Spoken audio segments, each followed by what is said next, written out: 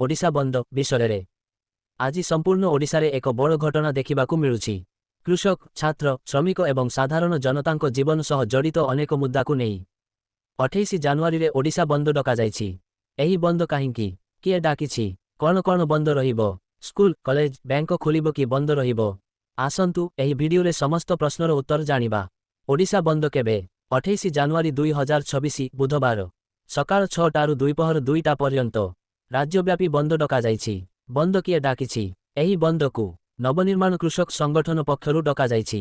कृषकमानंको समस्या सरकारी नीति एवं वृद्धि पाउथिबा मूल्य वृद्धि विरोध रे एही आंदोलन करा जाइछि। संगठन पक्षरु किछि गुरुत्वपूर्ण दाबी रखा जाइछि। धान क्रय रे अनियमितता चाषी माने कहउछंती मंडी रे धान बिक्री करबाकू गले अनेक समस्या हेउछि। विद्युत स्मार्ट मीटर विरोध स्मार्ट मीटर लागिबा परे विद्युत बिल बहुत बढ़ी जाइछि बोली अभियोग। पीयूसी और जरिमाना नीति विरोध पोल्यूशन सर्टिफिकेट नामरे साधारण लोकंकु हेरास करा जाउछि बोली दाबी। कौन कौन बंद रहिबो बंद समय रे बस ऑटो टैक्सी यातायात प्रभावित बाजार और दुकान आंशिक बंद।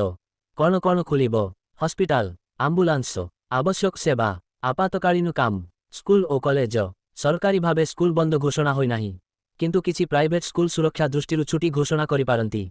राजनैतिक प्रतिक्रिया कांग्रेस एवं वाम दल माने एही बंद को समर्थन करिसंती सेही बेले शासक दल पक्षरु एहाकु राजनैतिक षड्यंत्र बोली कुहा जाइछि। समापन सांग माने ओडिशा बंद कृषक और साधारण लोकंक समस्या सह जड़ित। आपण माने यात्रा करिबा पूर्वरु निज अंचलर परिस्थिति जानिनेबा अत्यंत जरूरी।